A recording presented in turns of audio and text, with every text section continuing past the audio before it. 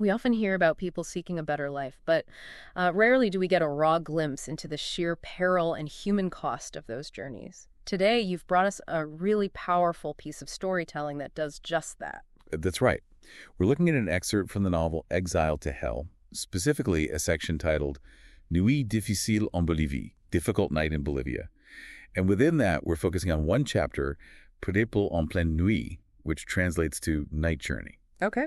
It really plunges us into an incredibly challenging part of this young man, Pierre's clandestine trek. He's from Cameroon, trying to reach the United States, and this leg is right across the heart of Latin America. Exile to Hell. I mean, even the title speaks volumes about what this journey must be like. To really understand this specific night, what's the sort of essential background from the novel? What key themes should we keep in mind?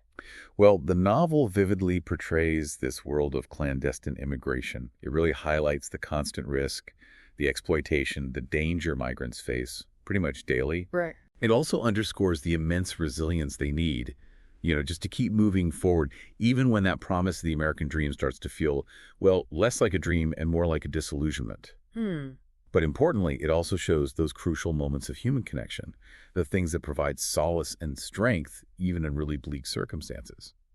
And this excerpt we're looking at, it's a powerful illustration of all those elements playing out. So for this deep dive, we're stepping right into this night journey. Yeah. Where does the chapter actually pick up? What's happening with Pierre right at the start? It opens with a really moving farewell, actually. Pierre is saying goodbye to a young boy named Diego. They've clearly formed a strong bond. And Diego is just deeply upset that Pierre is leaving. He's pleading with him, no te vayas todavía, por favor. Basically, don't go yet, please. He even calls Pierre the older brother he wished he'd had. Wow. That's possible. You can immediately feel the weight of those connections people make, even briefly, on the road. How does Pierre handle that kind of heartfelt goodbye? Well, Pierre tries to comfort him. He gives Diego $5. Small gesture, Yeah. But even with the money, Diego is still heartbroken, still crying. It's just this poignant reminder of the connections forged and then inevitably broken during these journeys. And this interaction, it seems to highlight a real tension right away, doesn't it? Between empathy and just the harsh reality of needing every single resource. Exactly. It's that clash between the human desire for connection, for generosity, and the stark economic reality of survival. Every dollar, every bit of energy becomes precious. It forces these incredibly difficult choices. And it's interesting because not everyone sees Pierre's kindness the same way. Shara, who's traveling with him, she has a pretty different reaction, right? Absolutely. Shara is much more pragmatic. She basically points out, look, the journey's just started. Giving away money now could mean hardship for you later. Right. Survival mode. It really throws that contrast into sharp relief. Yeah. Balancing compassion against the absolute necessity of just making it through. The source even hints that maybe Pierre's optimism about the journey plays into his willingness to give the money away. That's a fascinating point. Maybe his hopeful outlook allows him that moment of open-heartedness, perhaps without fully grasping or maybe pushing aside the potential difficulties ahead. Yeah. It also subtly hints, maybe, that he's underestimating just how severe the challenges might become. So after this emotional goodbye, Pierre gets back with the main group, and it sounds like there's immediate friction brewing with someone named Armando Pipito. Who is he, and what's the problem? Armando Pipito seems to be one of the smugglers or facilitators Yeah. for this stage of their journey. The other migrants, there are 6 of them, are already in this tense discussion with him near a vehicle. Okay. And the core issue, it's the vehicle itself. It's a huge downgrade compared to what they apparently had in Brazil. They've been traveling in relative comfort there, decent buses, good roads. Yeah. Now, not so much. So they've had a taste of something better, and now reality is hitting hard. What's actually wrong with this new vehicle? Why are they so upset? Oh, the text describes it as small, clearly very old, extreme vieillesse, extreme old age. Right. The motor apparently sounds like a chainsaw. Renflement similaire à celui d'une scie à moteur. And the smell, fuel, sweat, just thick in the air. Inside, it's incredibly uncomfortable, like sitting directly on iron, no cushioning. And it's cramped, really cramped. And what does Pepito say? Does he give any reason for this less than ideal transport? Pepito tries to brush it off, basically. He claims this old rust bucket is only for a short distance, quelques kilometers, just a few kilometers. Famous last words. Right.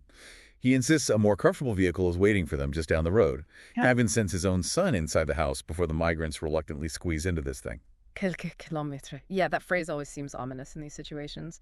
And didn't Pepito also say his own, presumably better vehicle would follow them? Yes, initially he told them his larger vehicle would follow until the transfer point. That probably gave them a little bit of reassurance, the idea that the discomfort was definitely temporary. Yeah. A safety net, almost. Exactly. But as the journey drags on, that reassurance completely evaporates. It really feels like a classic bait and switch. Promise comfort, deliver this. And Pierre feels the physical effects immediately, doesn't he? Oh, absolutely. He's in considerable pain pretty quickly. He describes this burning sensation in his thigh, just jammed between Shara and the hard metal of the door. And his arm starts going numb rapidly because he's forced into such an awkward, tight position. It's a very immediate, visceral kind of suffering. And then there's the driver and his rather unpleasant habit. Yes, the coca leaves. Yeah. The driver's chewing them, pretty common in parts of South America for altitude and fatigue, Oh, okay, yeah. But his method of disposal is less than considerate. He keeps spitting the chewed leaves out over his left shoulder. And the wind catches it and blows it straight back onto Pierre and the other sitting behind him. No. That is awful. Just awful. That must have caused some conflict. You bet. Pierre tries first, asks solemnly for the driver to stop. But the driver just keeps doing it. So Shara and Frank step in. Yeah, they start yelling at him. The driver yells back, gets angry. The text calls it an ineffable cacophony. Just chaos. Yeah. The driver apparently uses the word mierda. Oh, quite a lot. Right. Just a tense, uncomfortable, frankly disgusting situation.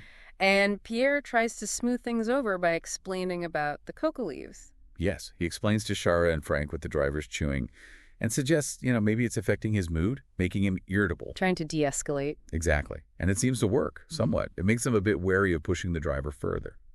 It's interesting knowing that a little bit about local customs helps them navigate this really tense moment. But the discomfort, the driver, it's all just the start of their worries, really. When do they actually begin to suspect Pepito's promises were, lies? The first real red flag goes up when Pierre notices Pepito's supposed support vehicle isn't behind them anymore. It's just vanished. And that, combined with the fact that this short journey of quelques kilómetros is now stretched to about 90 minutes, serious concerns start bubbling up. 90 minutes is definitely not quelques kilómetros. Yeah. And Pierre's physical state is getting worse, too. Yeah, his arm is completely numb by this point. He's actually worried he might be causing some real damage, like the nerves or blood vessels, from the pressure. Oh, man. And on top of that, several of them, including Pierre, desperately need to use the bathroom. So what happens when they ask the driver to stop, given how things have gone so far? Predictably, when Pierre asks to stop, the driver just dismisses him, says they'll stop at a control post in a few minutes. More vague promises, offers very little comfort, especially after all the time that's passed and Pepito's earlier lies. Okay, fast forward another 30 minutes. So 2 full hours crammed in this awful vehicle. They finally stop. What happens at this supposed control point? The driver does finally pull over near what looks like a checkpoint, but instead of letting them use any actual facilities, he just tells them to get out and go relieve themselves in the nearby brush. Just into the bushes. Just into the bushes. It immediately signals they're trying to avoid any official scrutiny at the checkpoint itself. That definitely sounds shady.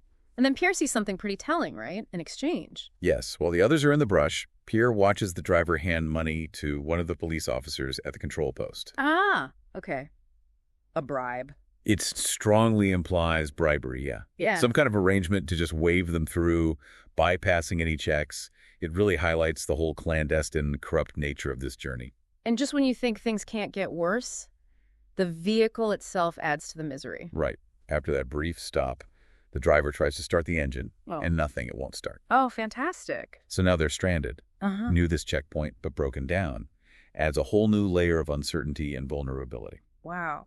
And amidst all this, there's a small moment between Shara and Pierre that kind of speaks to just basic human needs, doesn't it? Yeah, it's quite touching in a way. As the driver's fiddling with the engine, Shara tries to lie down, putting her feet on Pierre's, probably just for warmth because it's cold. A little bit of comfort. Exactly. But Pierre, his arm is just starting to get feeling back, which means pain is returning. So he has to gently make an excuse and move away.